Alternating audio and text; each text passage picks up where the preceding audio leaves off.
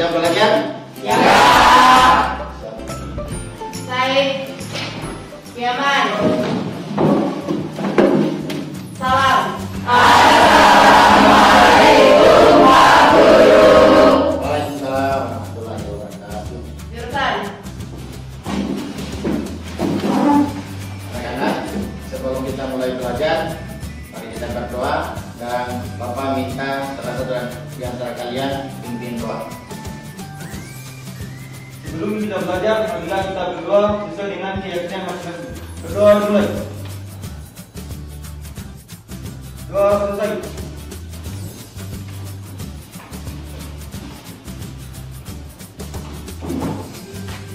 Siapa yang tidak hadir hari ini? Gimana Pak keterangannya? Lagi? Apa keterangannya? Dan kita doakan semoga Intan cepat sehat dan bertemu lagi dengan kita bertiga.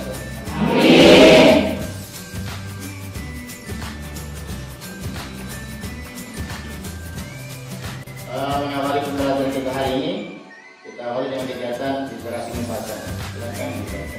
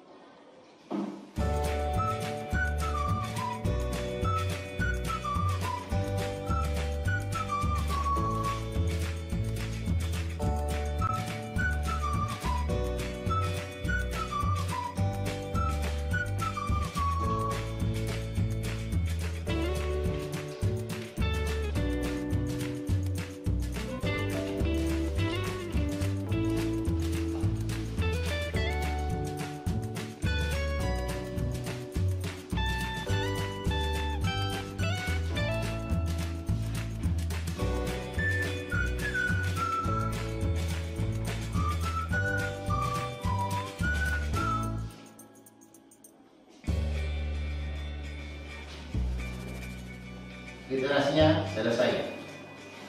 Ya, perhatikan anak-anak.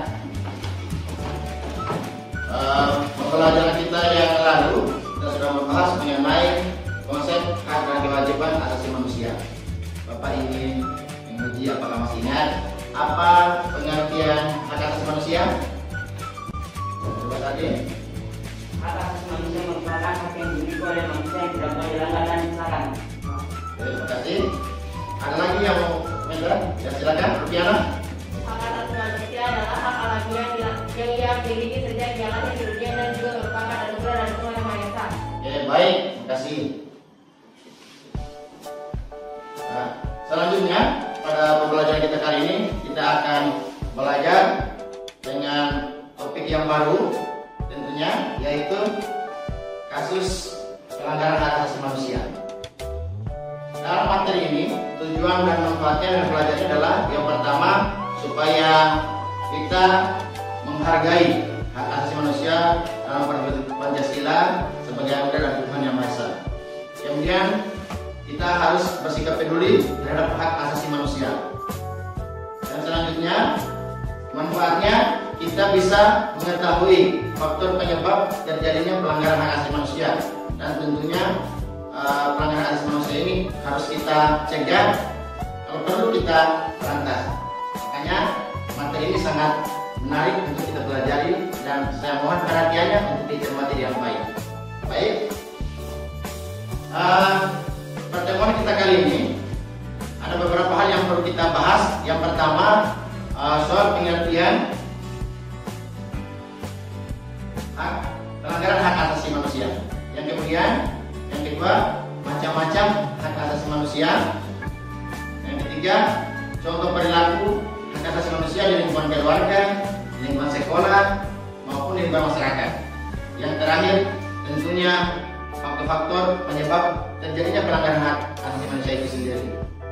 Kemudian kompetensi yang kita ingin capai atau kompetensi dasar pada materi ini adalah menganalisis pelanggaran hak asasi manusia dalam perspektif Pancasila dalam kehidupan berbangsa dan bernegara. Kemudian untuk topik ini Bapak menggunakan model pembelajaran discovery learning dengan menggunakan metode diskusi. Sehingga posisi kita seperti ini. Selanjutnya Bapak ingin mengajak kalian untuk mengamati slide di depan mengenai materi kita hari ini, tentunya mengenai kasus pelanggaran hak asasi manusia. Tadi saya sampaikan bahwa yang kita bahas atau kita pelajari yang pertama adalah pengertian pelanggaran hak asasi manusia sendiri. Ya, silakan dilihat, itu menurut Undang-Undang Nomor 39 Tahun 99 tentang hak asasi manusia sebagai dasar hukum daripada hak asasi manusia di Indonesia. Jadi lihat. Kemudian secara umum pelanggaran hak asasi manusia adalah merupakan tindakan pelanggaran kemanusiaan baik yang dilakukan oleh individu maupun oleh institusi negara atau institusi lainnya terhadap hak asasi individu lain tanpa ada dasar atau alasan yang juridis dan alasan rasional yang menjadi pijakannya. Jadi itu menyangkut pengertian pelanggaran hak asasi manusia. Selanjutnya pelanggaran hak asasi manusia itu berdasarkan sifatnya itu atau jenisnya terdiri dari pelanggaran HAM berat dan pelanggaran HAM ringan. Pelanggaran HAM berat itu contohnya kejahatan genosida dan kejahatan kemanusiaan.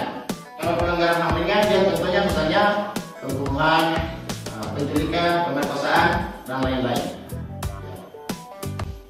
Selanjutnya menyangkut contoh kasus pelanggaran hak asasi manusia di lingkungan keluarga. Kita lihat di situ Bapak berikan contoh tentang KDRT atau kekerasan dalam rumah tangga. Ini harus dihindari sebenarnya karena ini sedang banyak marak kalau kita menyaksikan di media tentang kekerasan dalam rumah tangga, termasuk kekerasan terhadap anak. Ini sangat banyak muncul. Seharusnya tidak perlu terjadi seperti ini, ya. Karena kita sebagai umat manusia kita sudah memiliki hak asasi, karena sebagai hak dasar atau hak kodrat kita yang diberikan oleh Tuhan kita sebagai anugerah yang kita bawa sejak lahir. Ya, mestinya itu tidak boleh diganggu oleh orang lain atau dilanggar oleh orang lain. Selanjutnya contoh yang kedua yang terjadi di lingkungan sekolah. Nah, ini banyak sekali hari ini tentang kasus pelanggaran HAM tanpa disadari oleh siswa itu sendiri. Misalnya kasus bullying. Ini bullying ini berbagai macam, ada menghina temannya, misalnya mengganggu tanpa ada perasaan atau tanpa diganggu misalnya. Itu tentunya banyak disebabkan oleh yang pertama kurangnya pemahaman anak terhadap ajaran agama.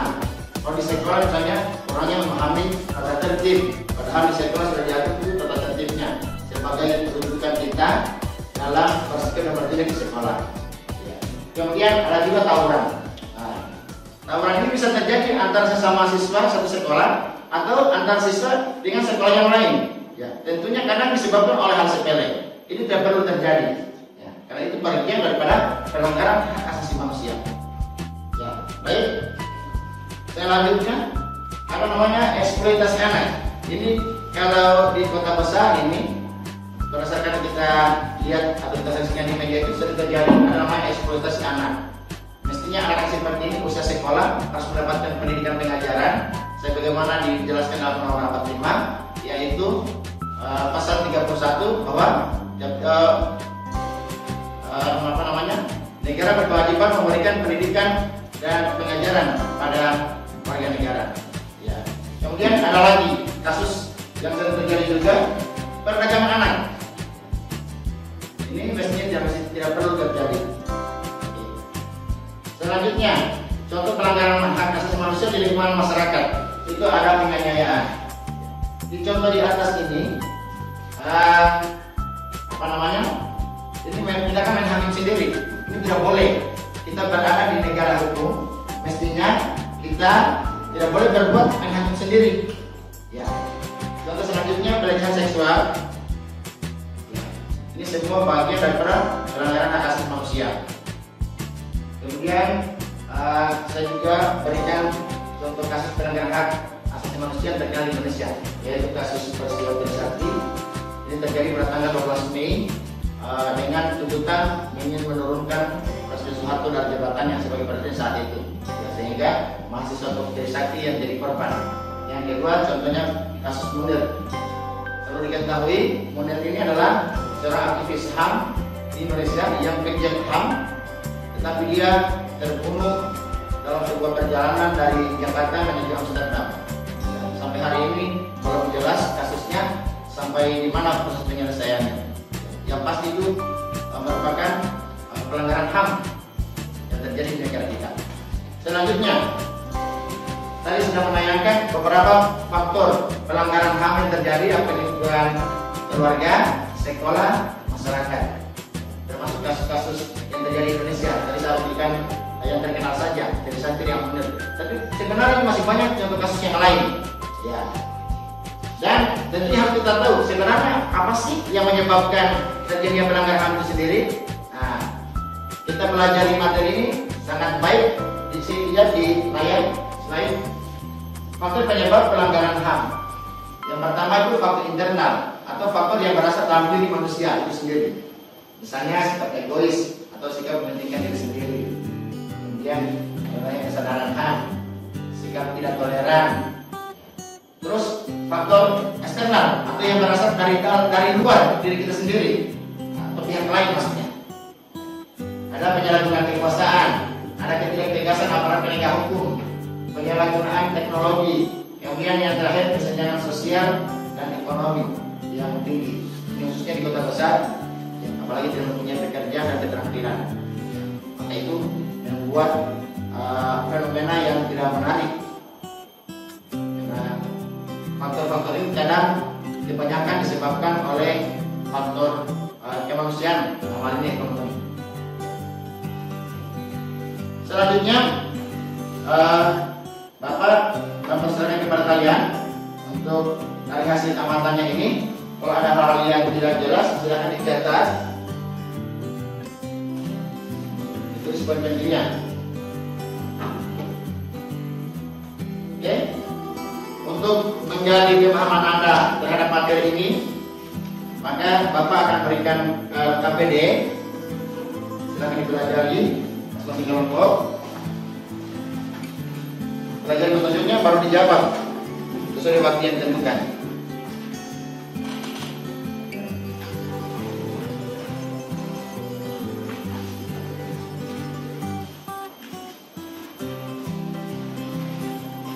Jadi LKPD itu silakan didiskusikan bersama teman-temannya, kemudian diperhatikan aturan mainnya. Jadi dari jawaban setiap kelompok nantinya itu akan dipresentasikan. Ya, kemudian kelompok yang lain menanggapi. Dan kemudian kelompok yang mempresentasi wajib untuk menjawab pula tanggapan tersebut. Ya, secara bergiliran.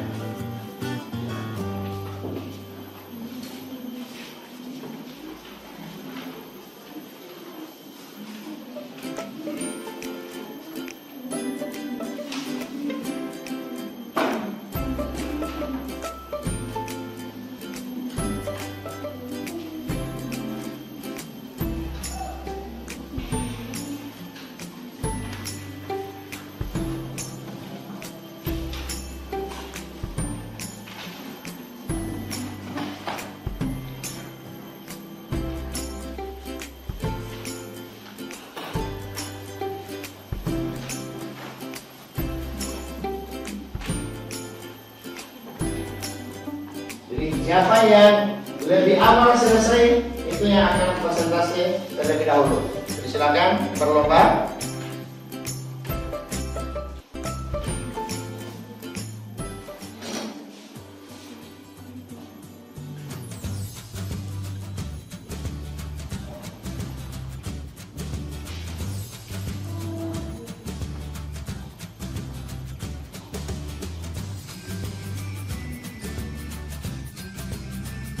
tibalah saatnya kita akan presentasikan. Siapa yang sudah selesai?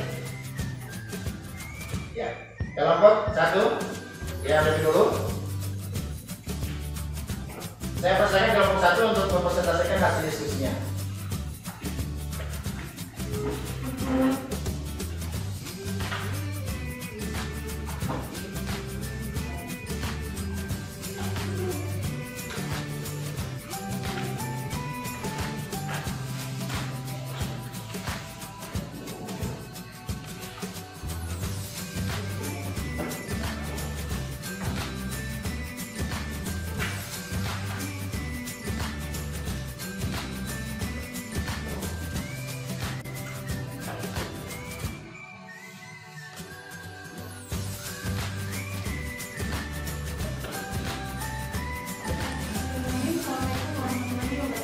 Waalaikumsalam warahmatullahi wabarakatuh. Terima kasih atas kesempatan diberikan kepada kelompok kami, terutama kepada Bapak Guru dan teman-teman sekalian, untuk mempresentasikan tentang pelanggaran hukum, pelanggaran HAM, hak asasi manusia dalam lingkungan keluarga, sekolah maupun masyarakat. Langsung saja, contoh pelanggaran HAM dalam lingkungan keluarga yaitu 1. Orang tua yang memaksakan keinginannya kepada anaknya. 2. Orang tua menyiksa, menganiaya atau membunuh anaknya. 3. Anak membunuh atau melawan saudaranya atau orang tuanya. Penyelesaian: 1. Menanamkan budaya toleransi dalam keluarga. 2. Merumuskan ego dan juga pendidikan moral kepada anak sejak dini. 3. Adanya sosialisasi yang sempurna dari orang tua kepada anaknya. Dan contoh pelanggaran HAM dalam lingkungan sekolah yaitu 1. Membeda-bedakan siswanya di sekolah berdasarkan kepintaran, kekayaan, atau perilakunya. 2. Guru memberikan sanksi atau hukuman kepada siswanya secara fisik, misalnya dicubit, jewer, ditendang di depan kelas atau dijemur di tengah lapangan.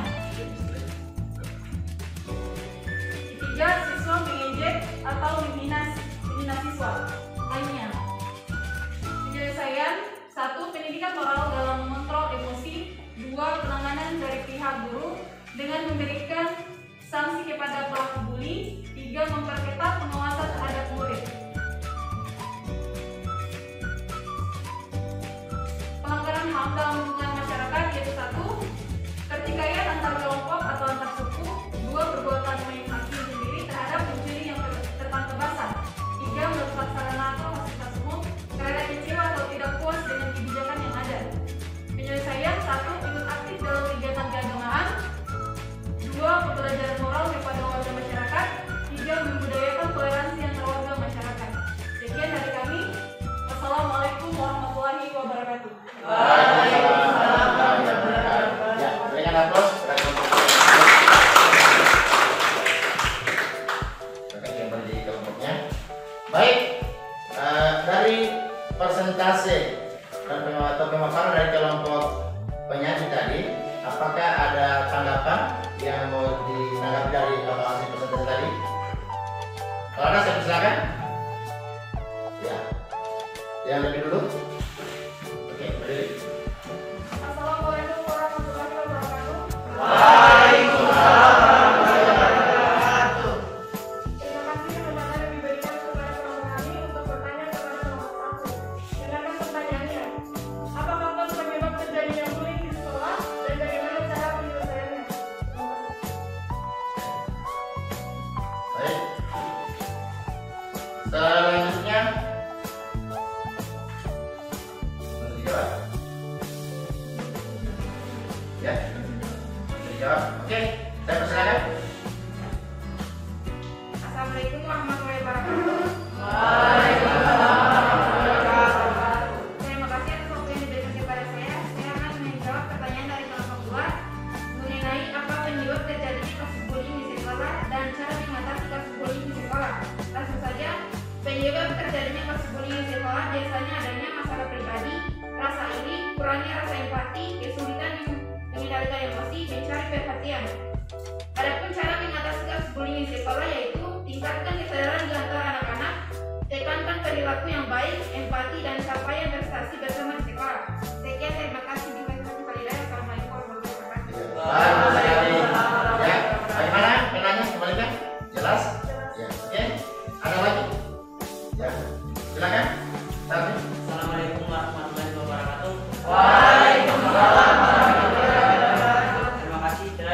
kepada saya untuk memberikan pertanyaan kepada kelompok 1. Langsung saja pertanyaan yang diberikan, bagaimana cara mencegah terjadinya pelanggaran HAM di lingkungan keluarga dan masyarakat? Terima kasih. Oke, baik, silakan dijawab kelompok. Assalamualaikum warahmatullahi wabarakatuh. Waalaikumsalam warahmatullahi wabarakatuh. Terima kasih atas kesempatan yang telah diberikan kepada saya untuk menjawab pertanyaan dari kelompok 4. Pertanyaan yaitu bagaimana cara mengatasi pelanggaran HAM yang terjadi di lingkungan sekolah dan masyarakat. Jawabannya yaitu yang pertama pendidikan karakter, dan yang kedua menegakkan HAM dengan cara berbuat baik.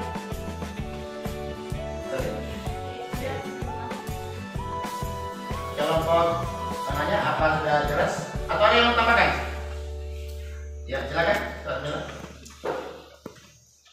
Saya akan menambahkan jawaban dari kelompok 1 tentang upaya pencegahan terjadinya pelanggaran HAM di lingkungan masyarakat, yaitu melibatkan persatuan dan kesatuan, saling menghormati dan menghargai antar sesama manusia. Ini itu saja jawaban dari saya. Ya, terima kasih. Jadi tambahannya tadi 2 poin dari kelompok sana. Sudah bisa terima? Jelasan dari pertanyaannya. Oke, mungkin ada lagi pertanyaan? Ayo, silakan. Assalamualaikum warahmatullahi wabarakatuh. Sebelumnya tadi sudah dijelaskan hal sifat pelanggaran HAM berat dan HAM ringan. Kemudian saya berikan contoh pelanggaran HAM berat dan pelanggaran HAM ringan. Terima kasih. Ya, Ika, silakan jawab. Assalamualaikum warahmatullahi wabarakatuh. Waalaikumsalam warahmatullahi wabarakatuh. Terima kasih telah diberikan kesempatan untuk menjawab pertanyaan dari kelompok 3. Soalnya itu contoh pelanggaran HAM berat dan HAM ringan. Pelanggaran HAM berat: 1. Kejahatan penghormatan atau genosida. 2. Kejahatan terhadap kemanusiaan. Contoh pelanggaran HAM ringan: 1. Pemukulan, penganiayaan, pencemaran nama baik. 2. Menghalangi orang untuk mengekspresikan pendapatnya. Ya, terima kasih. Assalamualaikum warahmatullahi wabarakatuh. Waalaikumsalam. Ya, bagus sekali jawabannya. Ya, berikan aplaus.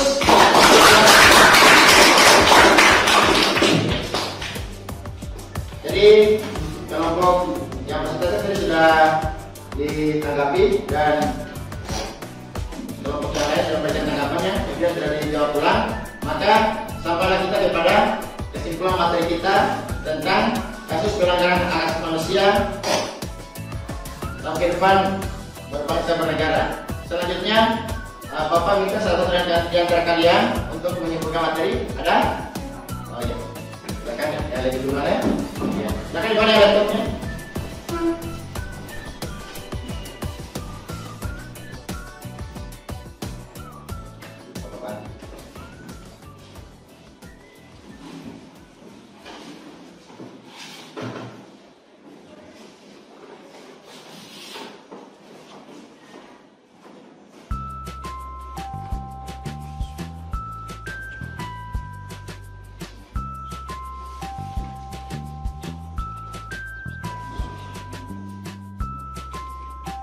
Assalamualaikum warahmatullahi wabarakatuh. Jadi kesimpulan materi pembelajaran kita hari ini yaitu pengertian pelanggaran hak asasi manusia. Secara umum, pelanggaran HAM merupakan suatu tindakan pelanggaran kemanusiaan baik dilakukan oleh individu ataupun institusi negara atau institusi lainnya terhadap hak asasi individu lainnya tanpa ada dasar atau alasan yuridis atau alasan rasional yang menjadi pijakannya. Lanjut, faktor-faktor penyebab terjadinya pelanggaran HAM yaitu dibagi menjadi 2, yaitu 1. Faktor internal dan 2. Faktor eksternal. Faktor internal yaitu sikap egois atau terlalu mementingkan diri sendiri. Yang kedua, rendahnya kesadaran HAM. Dan ketiga, sikap tidak toleran.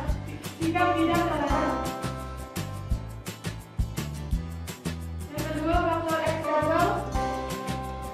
1.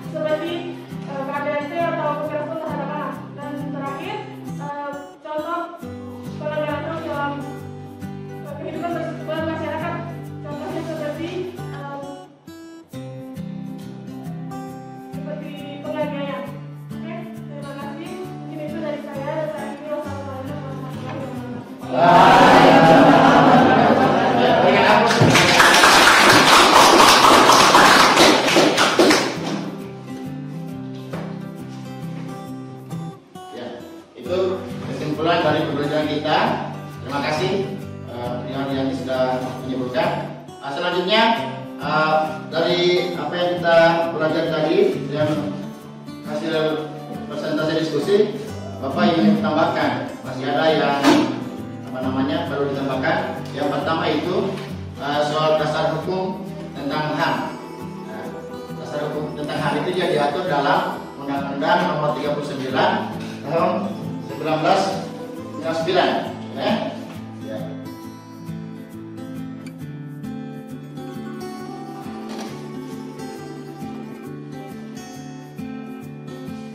Kalau terkhusus untuk pelanggaran hak asasi manusia itu sendiri, itu diatur dia di pasal 1 ayat 6. Pasal 1 poin 6 undang-undang ini.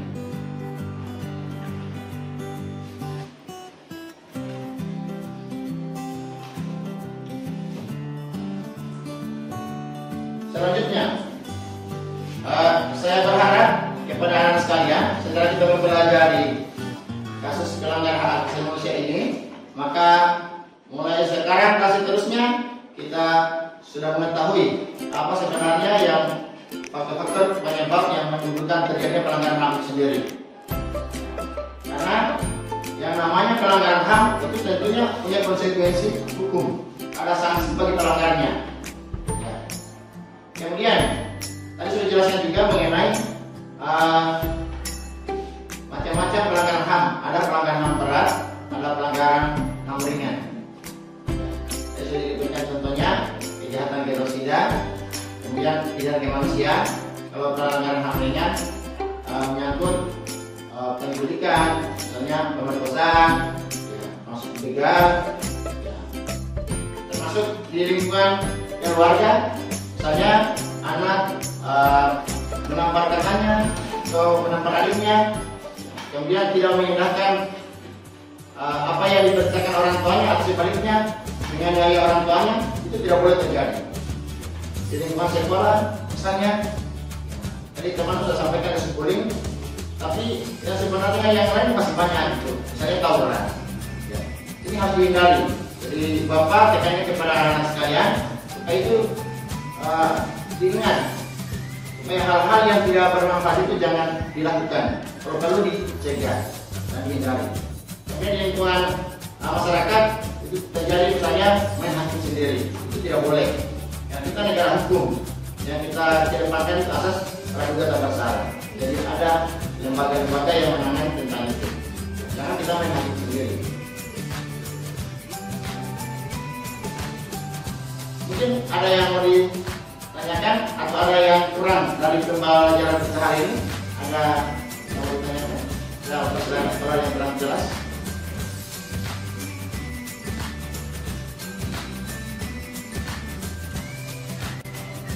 Cukup ya? Sudah jelas? Ya.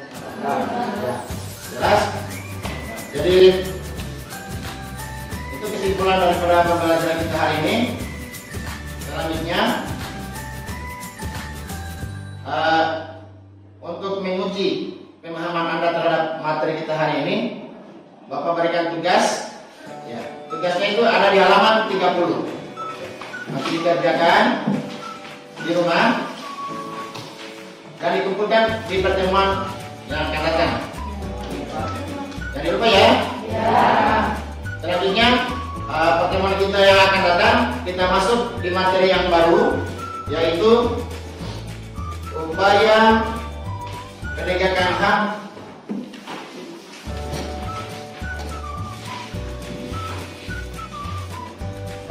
hak asasi manusia.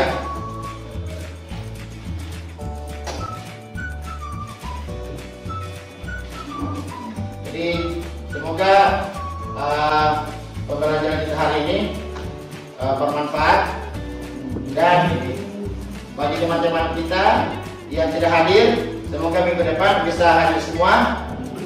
Dan selanjutnya saya juga manusia biasa, Bapak Guru minta maaf kalau ada hal-hal yang kurang jelas yang menyinggung perasaan anak-anak sekalian. Selanjutnya kita akhiri pertemuan kita pembelajaran kita kali ini.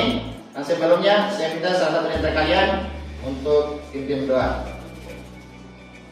Sebelum kita mengakhiri pelajaran, marilah kita berdoa sesuai agama dan keyakinan kita masing-masing. Doa mulai.